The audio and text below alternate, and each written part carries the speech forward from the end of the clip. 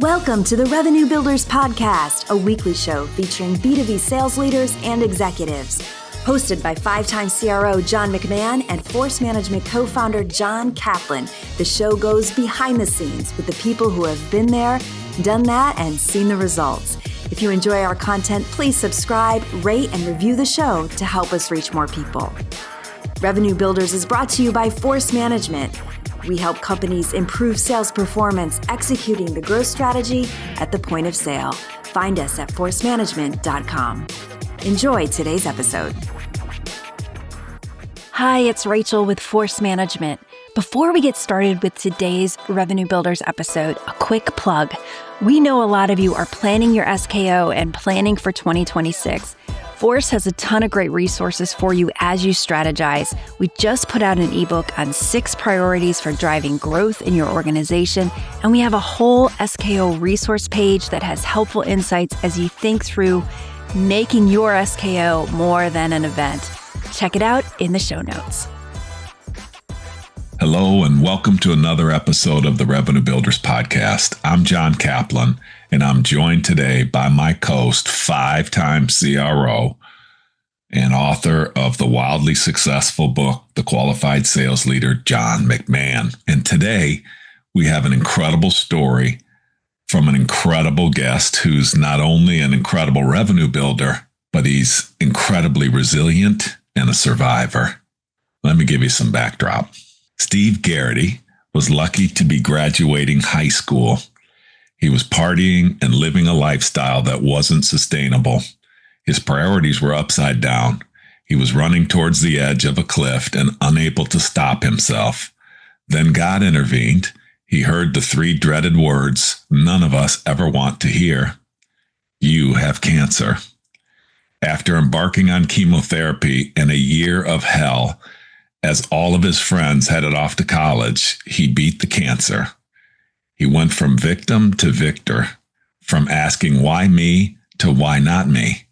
He ended up not only surviving, but thriving and having an incredible career in tech sales. Today, Steve has been married for more than 30 years to his beautiful wife, Wendy. They have raised 2 incredible kids who have both graduated college and begun their own careers. Steve has had a successful career in sales and leadership. He's hired more than 250 people in his career. He's coached and developed more than 1,000 sales contributors and sales leaders. He cares deeply about helping others and seeing others achieve success and accomplishing their goals. Oddly enough, he views cancer as being the best thing to ever happen to him. It changed everything for the better, as to quote him. He grew from his experience. It set the foundation to be a better husband, father, friend, and leader. He writes to share his experience to help others alter their perspective and view the glass as full. He is the author of a newly released book called Greatfruit, and we'll talk about that a little bit about how he came up with that name. He reached out to me a few weeks before this podcast and asked me if I would read his book. He and I and John go back to our days of PTC. I said, sure. I had a little extra time. I was down in Florida, I think. He sent me the book. I read the book in 2 days. It was so compelling, so raw, and so real that I highly recommend it to everybody in our audience. It's not just a story of beating cancer. It's a story of resilience. It's a story of perspective. And it's a story of just an unbridled passion to be the very best that you can be. Let's listen in. So, Steve, great to see you, buddy. We're kind of here. We joked a little bit before McMahon jumped on this thing about, seeing his beady eyes and the whisper from the days of past the forecast. So don't be alarmed. With their strength in numbers, you and I are here. So it's good to see you, buddy. I appreciate that. Good to see you. So Steve, I thank you so much for reaching out to me. Your story is amazing. I'm sorry that it took me 37 years to understand it. I know that we're going to talk about that, but before we get started, like we were all hanging and banging back in the day. Johnny at that time, I'm not sure if you were over, what years were you in Atlanta, Steve? I'm trying to remember if John was in the US or he was over in Europe. 96, 97, 98, that time frame. I was in the US, yeah. When did you go? But Johnny, you went somewhere 98? When did you go to Europe? No, like 94 came back. Oh, I thought you went after that too. Anyways, we have a lot of guests on here. This isn't going to be the typical podcast of talking about the old PTC days, although there's nothing wrong with talking about that. You had a great, impressive career, buddy. And when you reached out to me and said, "Hey, man, I've written a book, and if you don't mind, I'd like you to read it." I thank you for doing that. I actually read the book in less than 2 days. It was that captivating. Do you mind just like kind of starting at the beginning? Let's start at the beginning and help and walk our audience into the journey. You wrote a book called Greatfruit,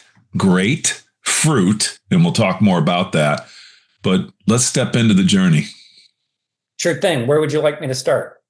You tell you, buddy. You've been on a lot of talk shows and podcasts, and so whatever you think works the best. Yeah, I guess I'll just give a quick recap of my career real quick. So I pretty much year and a half out of college, I got into sales. I did some sales in college, selling magazines over the phone, but got into sales. And after about, several years of doing that, I really wanted to get into leadership. So I did that. I got into a sales management role, and that's been most of my career. I'd say over 25 years now. I've been leading sales teams. I've been a second line leader, third line leader. Last 15 years, I've been strictly in software sales. Spent a couple years back in the 90s, as you mentioned, at PTC. The last 6+ years, I've been at sales. Couple years, it's just like what? It's like 20 dog years. We call those like 20 dog years. Yeah. It felt longer. It certainly felt longer. Yeah. Amen. Last 6+ years, I've been at Salesforce managing sales teams here. Awesome. Now, all these, like myself, I didn't know you that well. I feel like I know you really well now, so it's kind of strange doing this podcast. But you had an underlying story that not only drove your personal life, but drove your business life. And we want to dig into that a little bit. Take us back to the moment where the story of your cancer diagnosis first began. And then let's just start there and see where it goes. Sure. Yeah, the diagnosis happened on July 4th, 1986. It was about 2 months after I had graduated high school. And I had a mass basically growing on the side of my neck. I went in, had it biopsied on the 3rd of July, and on Friday, July 4th, 1986, surgeon called our house, told me I had cancer. They had told me there was a 30% chance of it being cancer, and never thought in a million years at 18 years old I wasn't even worried about it when they told me there was a 30% chance. Obviously, my parents were petrified of that and didn't share that with me, but that's where it started, was on that July 4th. And now you had a series of things. Was the 30% chance the beginning of your thinking of, well, it's only a 30% chance, or is that down the line where more stuff like that happened? Was there anything before that? No, I mean, they just told me, like a week, 2 weeks before, when I saw the surgeon and met with him, he said, "Hey, there's a 30% chance this might be cancer." I think at 18, you feel invincible. You feel like you're going to live forever. So it did not faze me one bit, not one bit. So I wasn't worried about it.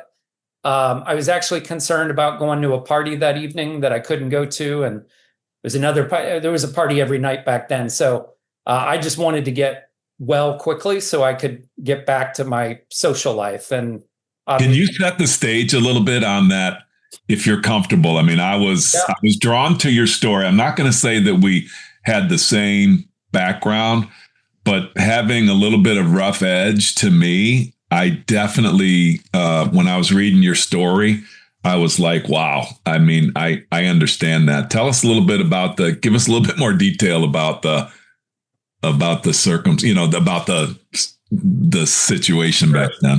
Yeah. I firmly believe this was a large part of why I got cancer. But I guess I'd start with my reaction to the cancer diagnosis. The surgeon tells me I've got cancer, that I need to follow up with an oncologist, find out how much it had spread. Like, okay, this sucks. He keeps talking. But a minute later, he's like, no drinking and no drugs for the next year, maybe forever. And that's what I was devastated by that. Like, that's what I was upset about. So we sat around the family table. My family's all upset about the cancer. I was upset about the fact that I couldn't party for the next year. So leading up to that, John, the last couple of years in high school, I had my first, I got drunk for the first time summer after sixth grade. The next night I got stoned.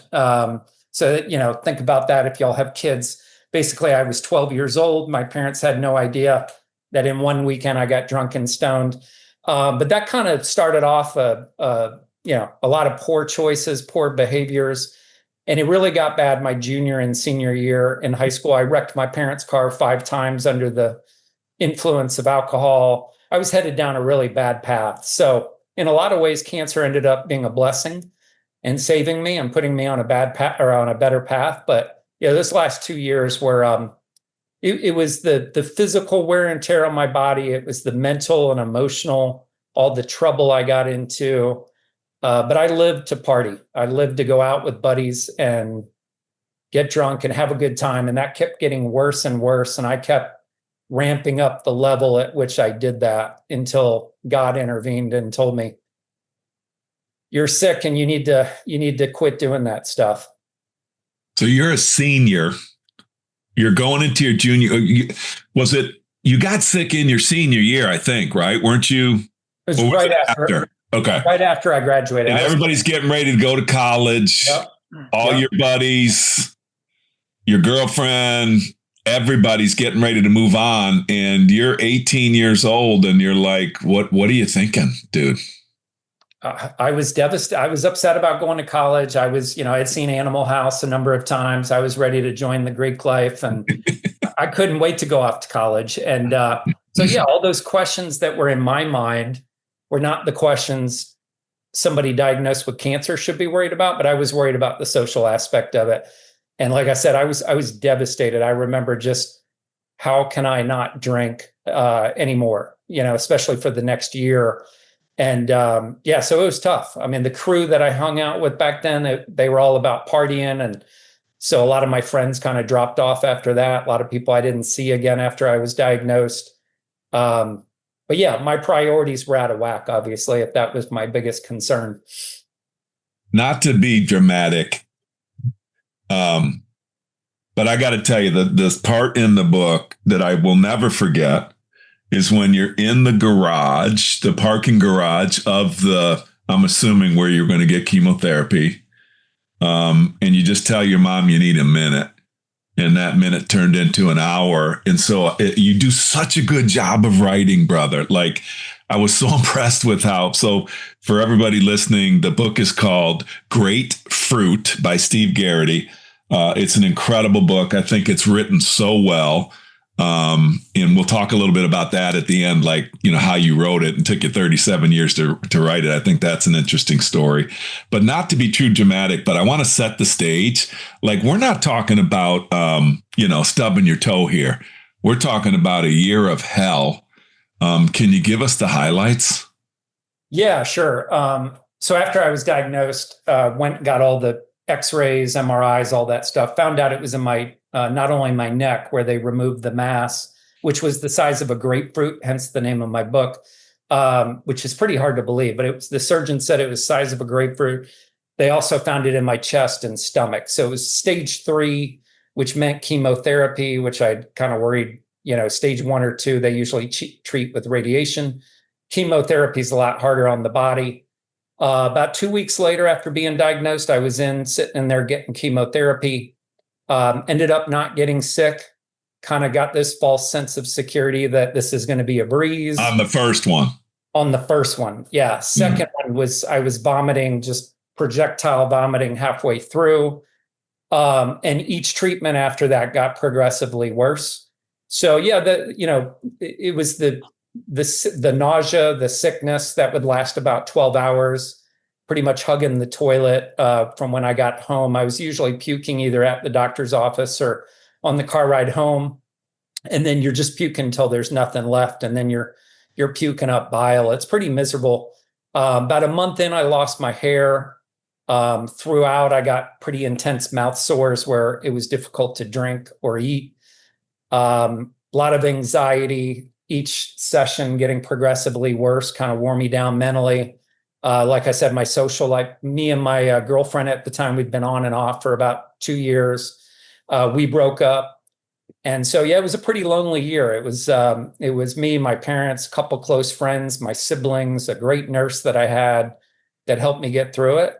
But yeah, it was a year of hell. And it was pretty tough. I'd say the worst part, though, was the mental part, like having to get in the car and drive down for another session, which I did every 2 weeks. I didn't sleep for a couple days before that. And each one just got more difficult to kind of get the courage to go in and do it again. What about your weight? You must have dropped a lot of weight. I dropped a decent amount. Yeah, not terrible though. I stayed in pretty good shape. So usually I was kind of out of commission for about 2 days. The worst being the day I got it. The next day I was usually not feeling so good. And then I'd go about 12 days where I took a light load at a community college, actually worked for my dad's company part-time, and then I would jog. So I ran track in high school. So I did a lot of running when I could. So yeah, I was in pretty good shape, but I didn't lose a ton of weight. I don't know if that's because of the treatment I was on or the type of cancer I had, but I might have lost maybe 15, 20 pounds total. You did in the way you wrote it. Like I can picture things getting ready to do stuff that I don't want to do. Like if I don't want to go work out, or I don't want to have a meeting with somebody, or I don't you don't want to have to do stories where, they're incomprehensible. Like every time you're going to this it's every couple of weeks, right? Every time you're going to this chemo session, you're literally saying, like on the curb, the way you wrote it in the book, it's like, I don't know if I can. You're 18 years old and you say, I don't know if I can do it again. Can you take me back to that garage when you thought you came to the point where you said, I can't do it anymore. I'm going to go in and just tell my mom I'm done. And then what happened? Yeah, that was rock bottom. So if you've ever experienced something pretty traumatic and you hit rock bottom, that was it. I didn't know it. You don't know it when you're going through treatment. You don't know when the end is near. You go in and you get the tests and they're trying to see if the cancer's gone. And so you kind of know if you're progressing and the tumors are shrinking. And I knew they were shrinking at that point, but you don't know when the end's going to be. And the first chapter, as you said, Kaplan, opens with, I didn't think I could do it anymore. And so my mom went upstairs. She was pretty much in tears. And I had a breakdown. It felt like a mental breakdown. And I was down there for about an hour trying to come. You're in the parking garage. Bawling my eyes out. Yeah. People walking by me asking if I needed help. I didn't respond. I didn't answer them. And I just I didn't think I could do it anymore. I was thinking about quitting. Obviously, if I didn't get the chemo treatments, I wouldn't have survived. And eventually, I just kept praying, and eventually I started feeling a sense of something greater. And I felt like God kind of answered my prayers. And I eventually said, I got to suck it up and go in and do this again. And believe it or not, the couple treatments after that were not as bad as that one. That was definitely my rock bottom. And my mom, I still thank her, to her credit, she stayed up there and waited for me for about an hour. I'm sure she was watching out the window somewhere to make sure I wasn't doing anything stupid, but Yeah, it's just I needed that hour to kind of have that breakdown so that I could move forward. I was wondering if you were going to steal a car and wreck it, like when you were in the go for a 6. Sorry, resist. Sorry, Johnny, go ahead. When you were at rock bottom, was there thoughts like, I ain't going to make it? I just don't think I'm going to make it. I thought that all the time. Yep. Yeah. Yeah. Because they don't give you any indication, right? So you really are like a man on an island where they're just telling you to do the chemotherapy and come back every 2 weeks and we'll see. But in the back of your mind, you have to start to think like, am I going to make it? Yeah. Yeah. I was like, I can't do this anymore. I think that's probably the most common thing I was saying in my head was, I can't do this anymore. It was brutal. And I think it would have helped a little bit if they had said, hey, you got 2 more sessions or 3 more sessions, but they don't know that till they do till they scan everything and make sure that it's gone. And when you hit rock bottom and your girlfriend is gone, so a lot of your friends are gone, do you have any social life? Not much. I mean, at 18, who wants to hang out with a cancer patient with no hair going through chemo? I had 2 really good friends that stuck by me, and they went above and beyond the call of duty. They were both groomsmen in my wedding, still friends to this day. They were awesome. But yeah, I mean, most people, John headed off to college and experienced the joys of especially back then, college. I think today's generation or our generation had a lot more fun back then in college than today's kids. But yeah, they all went off to have a great time. And I had a couple buddies that were there for me. But for the most part, people didn't want to hang out with a cancer patient at the age of 18. And I get it. Well, you had a couple good buddies, though.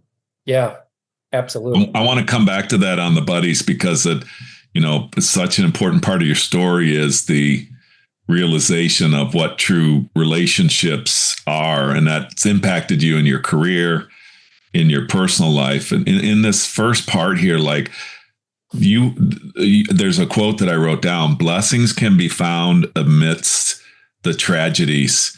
And your life begins to kind of take on this perspective. Tell me a little bit about what you meant by writing that quote. Blessings can be found amidst tragedies. Where in the world are blessings when you're projectile puking, and like, where are the blessings? Yeah. It was a gradual process, right? It was, there was no one point where I felt that way. I think as I was going through treatments, which lasted about 9 to 10 months, I never viewed it as a blessing at all. I think in hindsight, probably the day that started was the day we went in for a normal visit. I thought I was going to be getting another chemo treatment. Oncologist came in with my most recent scans, was like, I got great news for you. I think I felt blessed the day that I was told I was cancer free.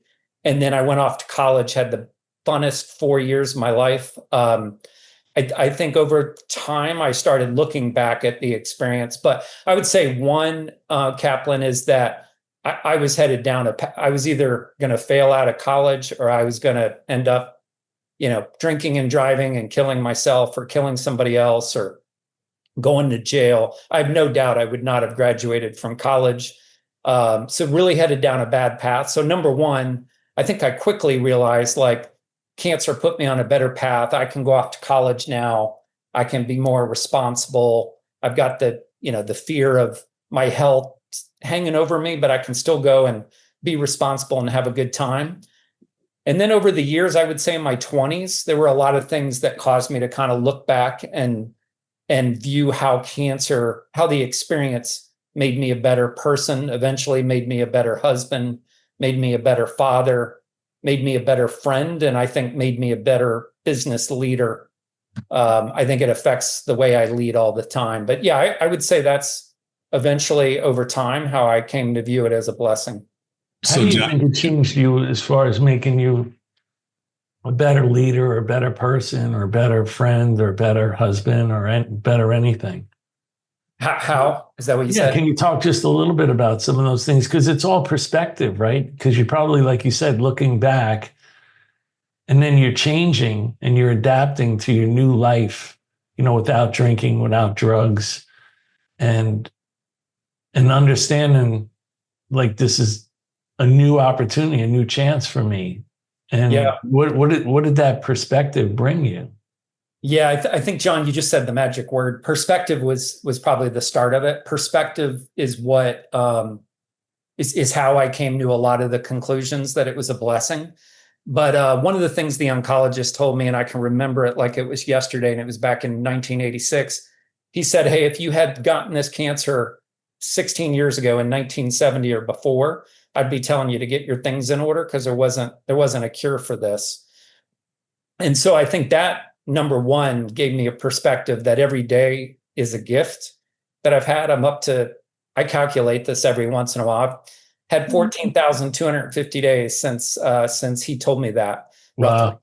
And so, it's often that I think about the fact that I'm fortunate. I've got another day. And so I think that helps with perspective, John, around, if I'm having a bad day now, I always go back to compare it to my best day during that year. There's no comparison. If I'm stuck in traffic and I'm complaining, I'm not always great at this, but I try to pinch myself and say, hey, you're fortunate to be here. And so I think that's one. It made me appreciate my wife. It made me appreciate my kids. I saw what my parents went through. I'd say empathy is something that really was strengthened in what I went through. You never know what people are going through. John, I think you said it when we talked last week. Everybody's got a story, and that is so true. Yeah. And so, I think empathy is one of the biggest characteristics or traits that really was enhanced or sharpened, however you want to say it, from my experience with cancer. I think an appreciation for life and appreciation for people, that those relationships, that's how I try to live my life differently now. As far as a leader, McMahon, you asked about that. Yes. Yeah, I think it's I just have such a deep appreciation for the people that helped me get through that year. There was a nurse that was a hero in my book who didn't know me from Adam, and she went above and beyond the call of duty. And I think I just exited cancer feeling like I want to help other people. And that I believe is what got me into leadership. And so the way I lead, I think one of my number one principles is I want to help people achieve success, not for me, but for them. And I want to help them get to a point in their career where they want to get to, even if that means I'm going to lose them, right? So if we promote people pretty quickly where I'm at now, and that's not always a great thing to develop a superstar and then they leave you. But I think if your heart's in the right place, that's why that principle is important. I want to help people get to where they want to be. And I think a lot of that is people help me get healthy and get through the toughest year of my life. Well, it's the greatest sign of leadership is when your people don't need you anymore. It says that you did an excellent job of recruiting and developing their talent, so they don't need you anymore. That's a great sign of leadership. Yeah. And what I was struck by in the book is what you just described, like that nurse. And I think I even asked you, hey, where's the girlfriend? Where you don't have to elaborate on any of that stuff, but where's the nurse? So like these impactful people in your life. And then I'm realizing that, man, the people that are the most together and centered in their life understand that people come in and out of their lives.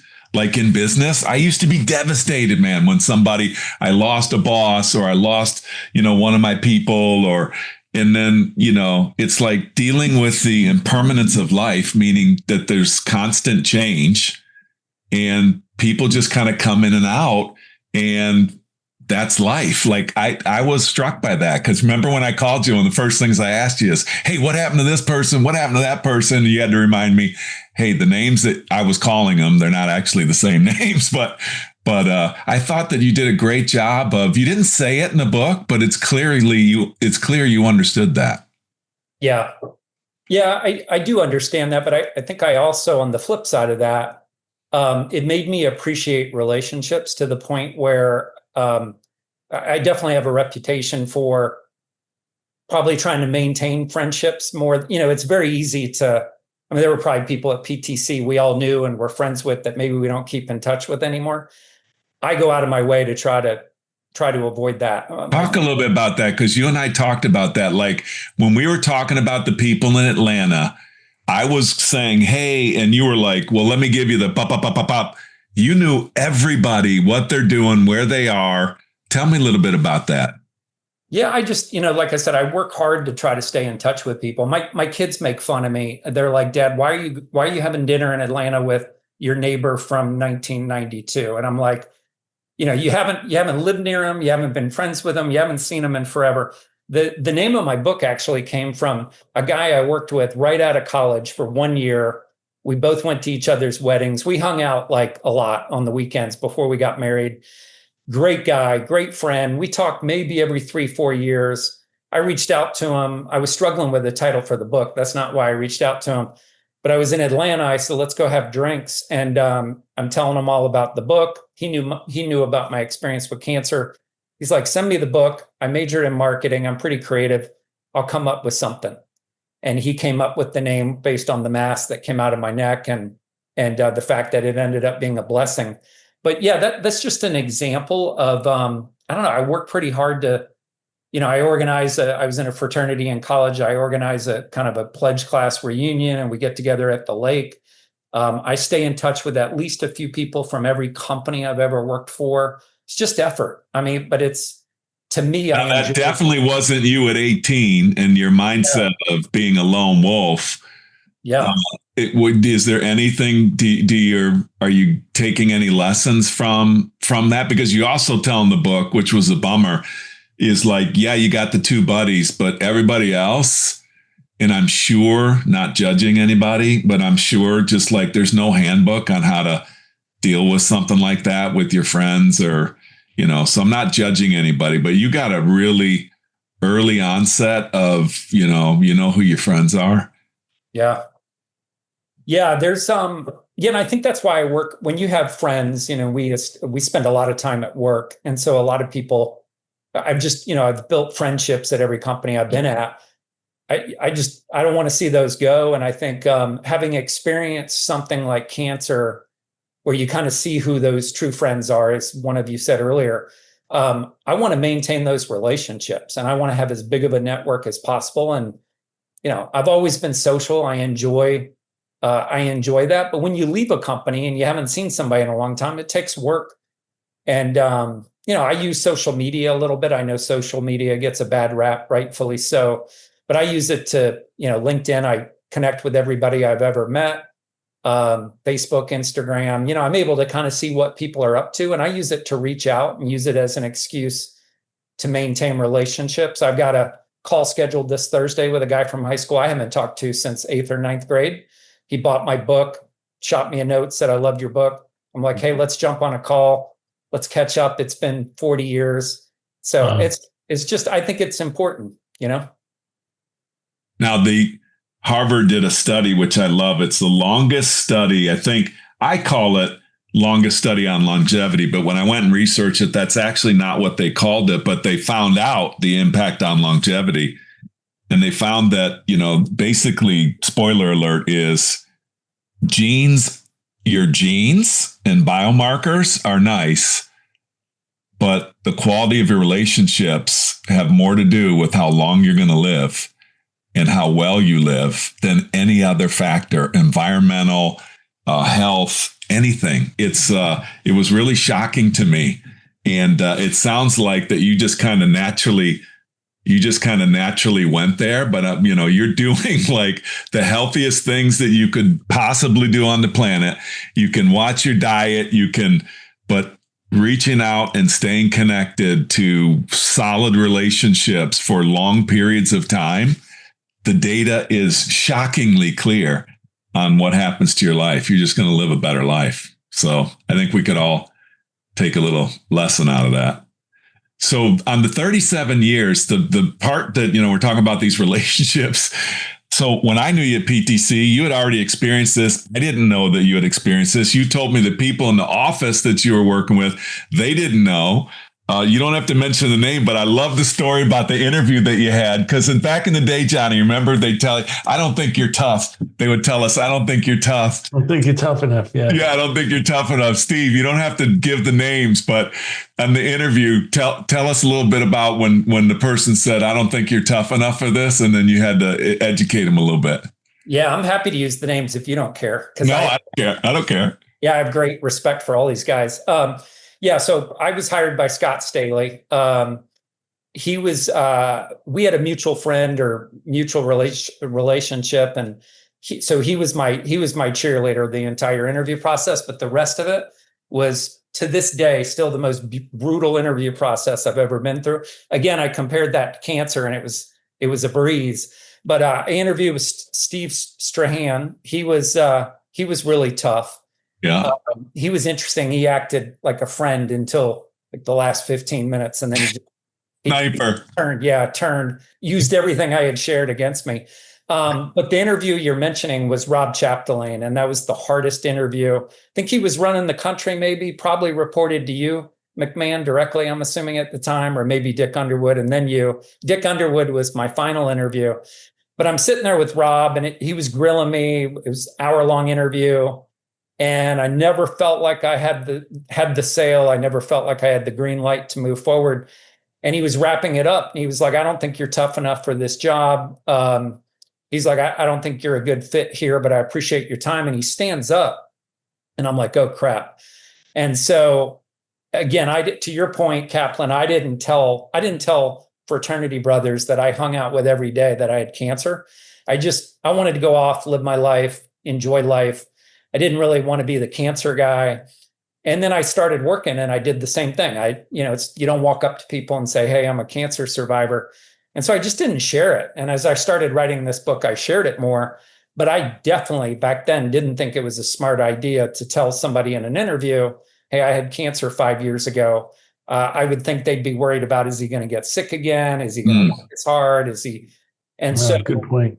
I'm like, screw it. Like this guy he's either testing me or he's not interested, but I got nothing to lose. This is either going to go one of two ways. So I didn't get up. I just sat there, and Chapdelaine had gotten up, started walking towards the door. And I'm like, Rob, can I tell you a quick story on why you're wrong? And he said, sure. And so he sits back down, and I told him my story. I spent, I don't know, a few minutes, and I was like, hey, listen, 4 or 5 years ago, I was puking my guts out. I was like, I hit rock bottom. I lost all my hair, And so I went through all this, and I'm like, Rob, if you still don't think I'm tough enough, I don't know what to tell you. But I would argue I'm probably tougher than most of your sales organization. And he kind of smiled. Probably the only time I ever saw him smile. And I drove him to Augusta for a three-hour drive from Atlanta for a big meeting, the largest deal I closed at PTC. He came out, met with the board and the ELT. I had a great time driving out there with him. It was probably the job he did in front of the ELT was like one of the best I've ever seen. And then I drove him 3 hours back, enjoyed every minute of it. But in that interview, I didn't care for him in the interview, but he kind of smiled, nodded his head. And then he's like, I'm going to have you fly up to Boston and meet with Dick Underwood. So, but yeah, it was good. It was good. Great story. Yeah, not something I wanted to share in an interview, but it actually, I think, helped me get the job at PTC. No, but it was really, you picked up on it. It was like the acid test. He said, I don't think you're tough enough, and he gets up and walks away. And if you don't do anything about it, it's over. Yeah. So you locked in. Good job. Really. And Johnny, we always talk about, knowing your story and owning your story. And I love how you said it, Steve. It's like, I'm not going to be the cancer guy, or I'm not going to be the son of the alcoholic or drug addict or whatever. I'm not going to be that person. In my case, I'm just going to live my life. And I feel like the way you just said that is knowing your story and being audible ready with it. And when you need it, like if somebody's saying they have a misrepresentation of who they think you are or what have you, or they're asking you why you're a certain way, and you're audible ready with your story. It just surprises me. You're so audible ready with your story. And I think in the book, it actually said you were journaling during the time, but it took you 37 years to write the book. Talk to me about that. Yeah. When we opened this session, you said something like, I feel bad I didn't know your story over 37 years. Yeah. Yeah. It took me 37 years to write it, which is much worse.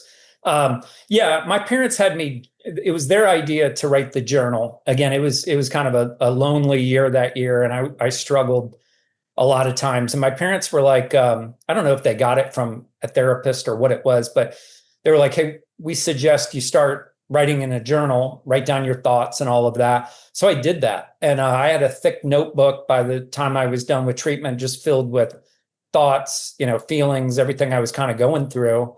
And I wasn't the type back then to share that with a lot of people, but it was therapeutic to write it down. And so I filled up a notebook with all this, and it wasn't organized. I never thought it was going to be a book. Never had an idea of making it into a book. Like I said earlier, I went off to college, didn't think about cancer much. Certainly didn't write or go back to that journal at all. I wanted to go have a good time. And then, long story short, I eventually had kids, and I was like, I want to leave my story to my kids. And I took that journal, that notebook, and I basically typed it all out. And then I started trying to put it into a story format.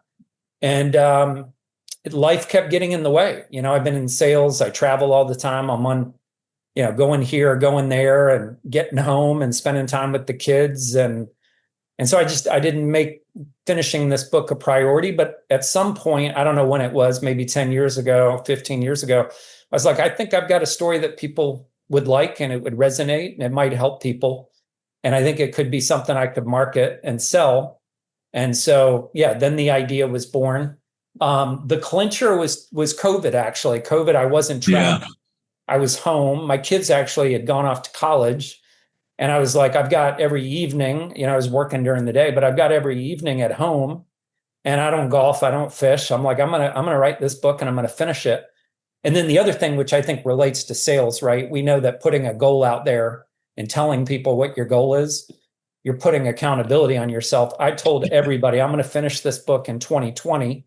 I got a lot of, you're writing a book. I didn't know you were writing a book. And what's it about? It's about cancer. I didn't know you had cancer, but I just was telling everybody. I told my team, I told my manager, anytime I got an opportunity, I would share my goal is to finish this book by the end of 2020. So wow. That's how I went from journal. I like what you're saying there. And I think, John, you actually, when you guys have a similar path a little bit, Johnny, I'm not going to say your age, but you're up there, brother.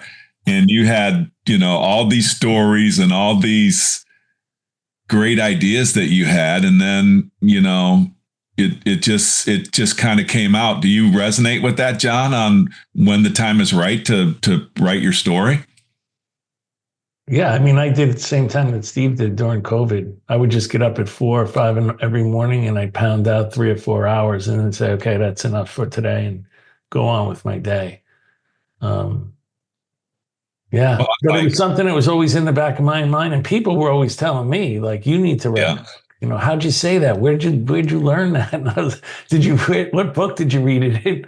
I was like, I didn't read it in any book, dude. I got the scars of experience on my back. That's where it came from.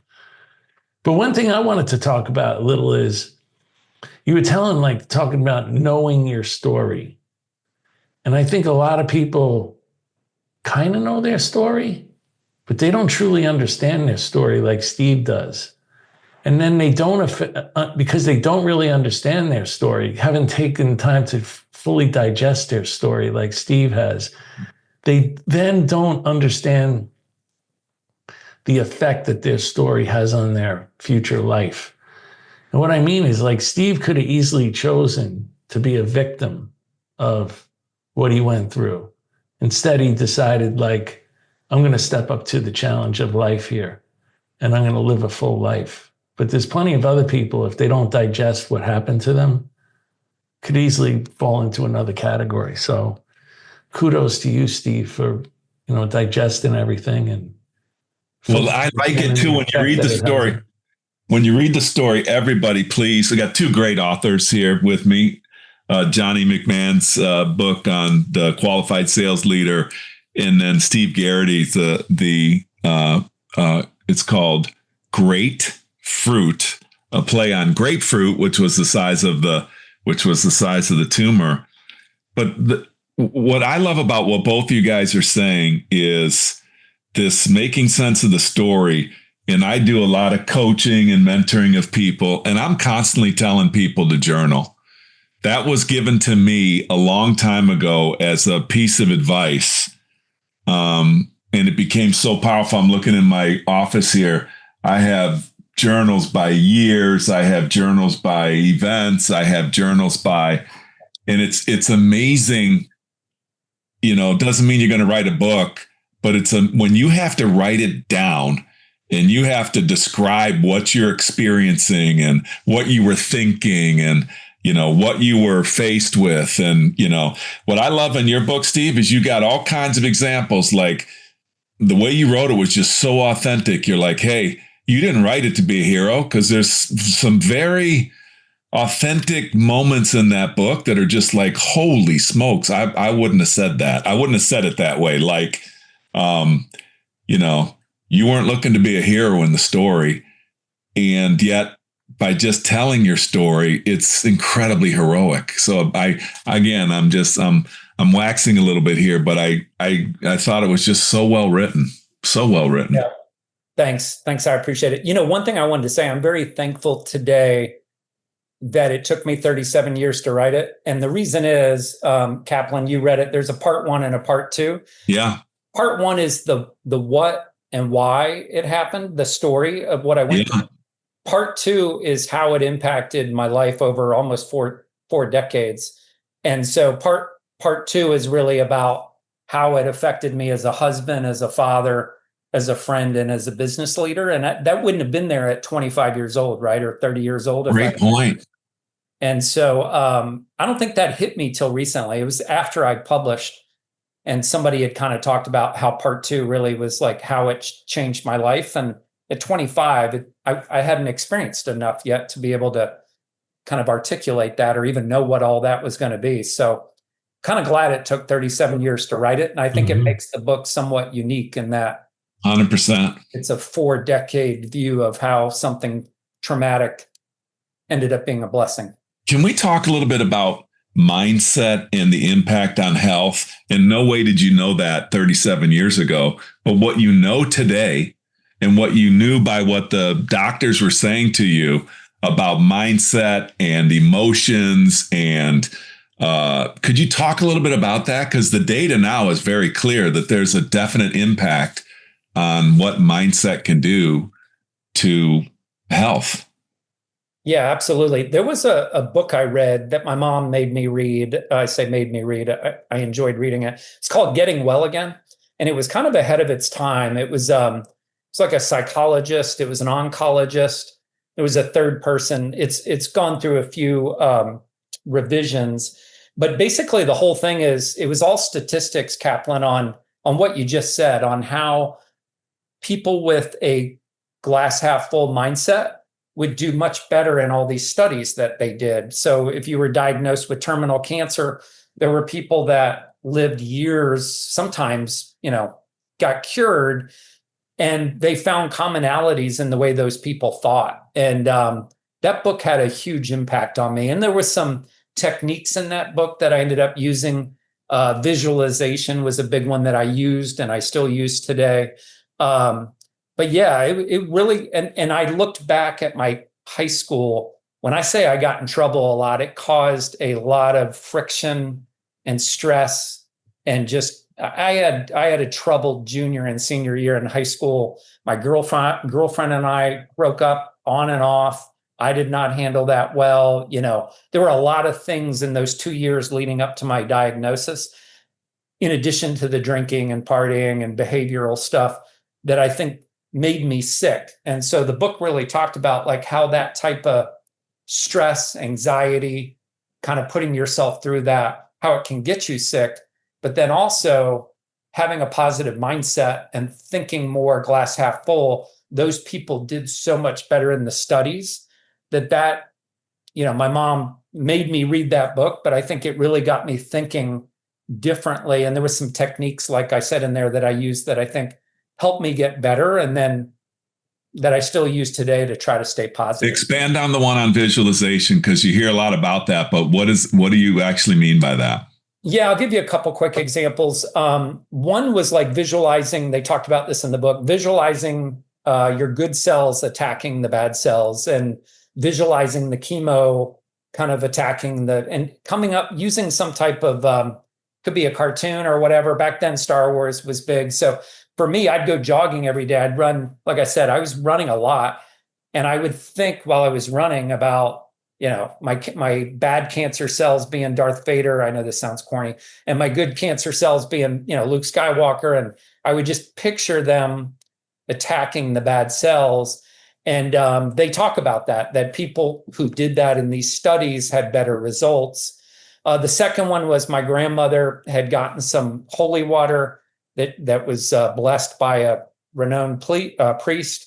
And I would say my prayers every night, use the holy water, and I would visualize. I use the, like when you put hydrogen peroxide on a cut, it bubbles up, and I was like, that's what it's doing to my cancer. And I would visualize that. And I'd say those are two things that I did back then that I felt like, at least mentally, it was giving me the chemo, and the oncologist had to do their thing, but that was outside my control. I just had to go into the office and let them do that. Those visualization techniques and thinking positively, I controlled that. I was in charge of that. And I think that gave me a sense of I'm playing a role in my recovery.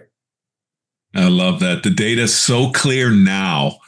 And just go to any AI engine, ChatGPT, whatever it is, and just type in the data around positive thinking and actual impact to health. I'm not going to overblow this like I'm some knowledgeable expert, but I am fascinated by the power of the mind and the body. And you were just kind of before your time on that. And, what the data says now is that you were, your mother and that book back then are absolutely right. I think about like Viktor Frankl, who wrote a book called, Man's Search for Meaning. And it's one of the most powerful books I've ever read. And he was a psychologist and went into, I think he wound up in Auschwitz. But he had this, he called it like logotherapy or something like that. He was working on this before he actually was imprisoned, but he knew that there was a direct relationship to the mind and what the body was able to withstand. And so, that's a major bestseller for decades. And basically the punchline is that like there was a difference between people that survived horrible experiences and their mindset. And there's no judgment. It's just people's mindset. There was no judgment about, oh, that person wasn't tough enough, so they didn't make it or what have you. But what he found was those people that could think outside of their circumstance for a longer period of time, living for something outside of what their current situation is, those were the ones who survived. So if you haven't read that book, if you're listening, you haven't read that book, it's one of the most impactful books I've ever read. Then General Stockdale wrote something similar when he was or Admiral Stockdale, sorry. And he wrote about his time in Vietnam when he was in prison for, I think it was like 5 or 6 years. And he has a very stoic perspective of what happened to certain prisoners that, some that made it and some didn't make it. And it was interesting. Optimism was actually one that had a interesting connotation. Like if people are overly optimistic, then they were, if somebody told you you're going to be out by Christmas and Christmas came and it didn't happen, those people just, they went down and many of them just passed away. So the power of the mind and what it actually means to you, I just think and you did a great job. There's so many examples in your book. You did a great job of kind of pointing to that. So I really appreciated that. I couldn't put the thing down, dude. I read it in 2 days. I called you, right? I sent you a note and you're like, wait, are you done? I called you like 2 days later and you said, you're done? Yeah. Yeah. I'm glad you liked it. I loved it. I loved it. Let's talk about impact on sales career. I was thinking when I read this, I'm like, man, when I'm leading people, if I went through experience like this, I'd really have to temper myself, because I can imagine I would be thinking, suck it up, buttercup, if I'm talking to somebody. I've been through what you've been through, and I'm talking to somebody that's like didn't get a deal, or, they're having some problem somewhere or whatever. I'd be like, isn't that on one end, you could be incredibly empathetic. On the other hand, how do you fight the urge to say, suck it up, buttercup? Like, how do you do that when you've been through something like that? Yeah. Yeah, that's a great question. I think a few of the themes in the book, right, that I feel like came out of cancer for me: empathy, gratitude, paying it forward. And I think those have served me both in sales, probably more so in leadership. But, in sales, you always hear like, you got the gift of gab, you should go into sales. But we know, right, we've been doing this a long time. The best salespeople are asking questions and putting themselves in the customer's shoes and helping them get a win. And I think empathy, coming out of cancer, as I touched on earlier, I think that helped me in sales, certainly has helped me in leadership. Kind of empathizing with the customer's challenges and finding a solution to help them, have success and overcome those challenges. I think that's the name of the game in sales. And, gratitude, just always showing appreciation. Again, that's probably helped me more in leadership, but the company I'm with now, we do a great job of that. It's kind of a company thing where we start every meeting with a thank you. And I think that's very powerful. And I've always tried to be very appreciative and thankful and communicate that to my spouse and my kids, friends.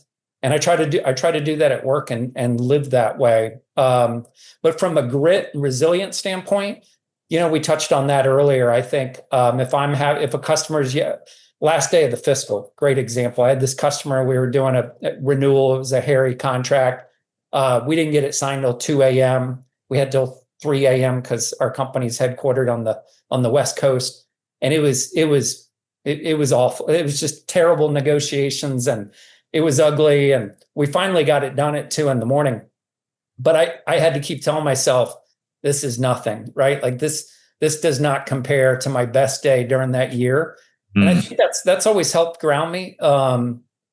If you don't do that, if your listeners don't do that, I think it's an easy thing to think about. What's the worst thing you've been through? Maybe it's not cancer, but everybody's been through something really challenging. And 95% of what you're experiencing probably today or next week doesn't compare to that. And for me, knock on wood, I haven't had anything in 37 years that have been worse than that year. So that's something I think that helps make me more resilient, more grit, be able to handle the rejection and the setbacks that you get in sales. So those would be some of the things I would touch on. I love that. Any advice that you have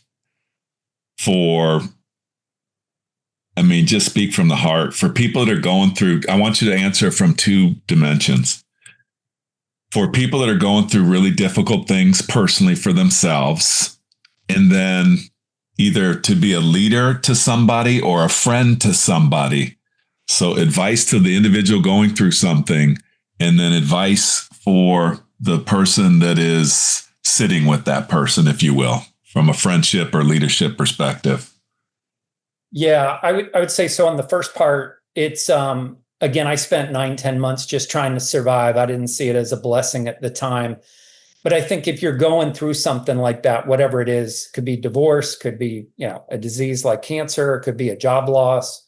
I would say just try to get through it, try to attack it day by day. Know that, have the confidence and the faith that things are going to get better.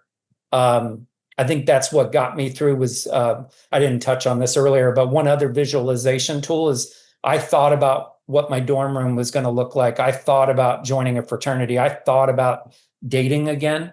And so that would be one thing, is like, try to focus on things are going to get better. And when you get through this, you're going to look back at it and you're going to learn from it and grow from it if you have the right mindset. So I think that's how for me, that's how I got through something like cancer. That was a big part of it. As far as the person helping you, it's, sometimes it was just listening, right? Like, or just being there. They didn't even have to talk. I had one of my two buddies I mentioned, we got in a stupid fight over something. I didn't have a car at the time. He picked me up every day, drove me to my community college. At one point, he took me to my oncologist for a chemo treatment, sat with me during it. We weren't even speaking.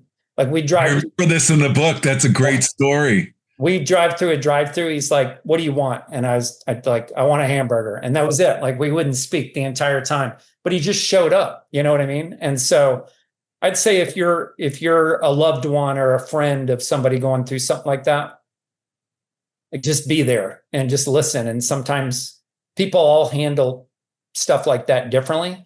They may want to talk about it. They may not, but I think you can be the best friend or parent or, caregiver by just being there and listening and, kind of be where they're at, meet them where they're at. That's powerful. I'm thinking about two things that you said. I just want to translate them for me. If you're going through something tough, the worst possible thing that you can do is isolate. Actually, the best statistic I've read, it's a summation of the statistic. People is medicine. Isolation is death, basically. It's but when you're going through something tough, you don't want to be around anybody. And Johnny McMahon and I have a little bond that we'll have for the rest of our lives. And I was going through something tough, and he just would not leave me alone. And then when he got to me, being on the other side, he just sat there with me. And so my father was a Lithuanian Jew. My mother is Irish Catholic. But what I picked up from my dad's tribe is, they have this concept called sitting Shiva. I don't know if you've ever heard that, but it's basically when somebody in the Jewish tradition has a challenge or death, basically you sit Shiva. So you go sit with people that have lost a loved one. And the rules are you're not allowed to say anything. You just sit next to somebody, and you only get to speak if somebody speaks to you. And I got to tell you, experiencing sitting Shiva, when my father died and people came over and like sat around, and it was amazing. Like nobody had to say anything, but you're looking around and seeing all these people that love you and seeing all these people that care for you. It's an amazing, amazing thing. And nothing. But that's the beauty of it, because a lot of times when somebody faces difficulty and you tell someone else, well, it's your friend, you got to go over there and talk to them or just visit them. And they'll say like, I don't know what to say. Well, don't say anything. Just show up. Just show up. You don't have to say anything. So true. They get scared by, well, what am I going to say? I don't know what to say. Show up. Just show up. I love it. Steve, did you publish the book through Amazon, or did you publish it yourself? What'd you do there? I self-published. And so Amazon is you probably know this, you're an author, but it's just the platform. And so my book's on Amazon, Barnes and Noble. It's on a number of the kind of major platforms, but I did self-publish. Yeah, excellent. Which has been fun. That's been fun in itself. Are you allowed to talk about the, you don't have to say the name, but you spent the extra money to get somebody to edit the book? Oh, yeah. And I don't know if you're allowed to talk about that, but that was a home run, dude, because I'm telling you, that hook, I know that it opened with you in the garage, and I was hooked with you in the garage, your mother leaving and you sitting there in the garage. And that was actually, it's not how you wrote it, but it was well thought out and planned by, I think, an editor or a publisher. What were you telling me? Yeah. So I was a finance major. I don't consider myself a writer. And so every time you say you love the way it was written, John, I have to laugh. Yeah, I have to laugh. But I hired a good developmental editor. And the way I went about that is I read a book called Can't Hurt Me by David Goggins. Love it. Sure. Love it. Yeah. And I thought the book was great. It resonated with me. It's not about cancer, but it's about overcoming adversity. And it's about how that adversity made Goggins a better person, a better athlete, a better businessman. And so I just did some research, like who was his editor? And there's a thing called developmental editing, which is more like the storyline and the plot. And so I found who his editor was. His name's Hal Clifford. And I'd highly recommend him if you're in the need of editing, and I can send you his information. But he cut out about a third of my words, because a lot of times people write a book, it's too wordy. And so he cut out all 35-40% of my words. And then the other big thing he did is he moved the story around. And that was a little difficult. I think you asked me last week on the phone, Kaplan, like, was that difficult? It is, because for 37 years, the book opened with something different. And he was like, here's why we're going to do this. And he moved the pieces of the puzzle around. And I think it came out much better. I basically had it in a chronological order. And he's like, I get why you wrote it that way, but that's not. He used Star Wars as an example. I know I've mentioned that twice, but he was like, it opens at rock bottom, right? For the good guys. And then it goes back in time. I was like, okay, that makes sense. And I was paying him a good bit of money. So I was like, whatever you tell me to do, I'm going to let you. I hired you for a reason. So I just went with what he told me. And he did those two things. He reduced the length of it, and which got more to the point. And then he also moved it around into a format that I think hooks people quicker. And it just makes more sense the way that he did it. But yeah, he was great. He was worth every penny. Oh, you guys did a great job. I got to tell you, I'm so impressed, because people have heard me say this a zillion times on this podcast. The people that impress me the most in life and that are the most successful, I believe, are the ones that understand their own story. You did such a great job of understanding your own story that it impacted my life by reading it. And I can't more highly endorse this book. It's called Great, Great, correct? Greatfruit. One word. One word. Sorry. Greatfruit by Steve Garraty, Garraty. Where can they get it? It's on Amazon. Where is it? It's everywhere. Yeah. If you Google it online, Amazon, Barnes and Noble, it's online. I'm not in bookstores, not yet anyways. I'm visualizing that'll happen. But yeah, you get it online at most book retailers. I also have got a link to it on my website, which is Steve Garraty, GARRATY.com.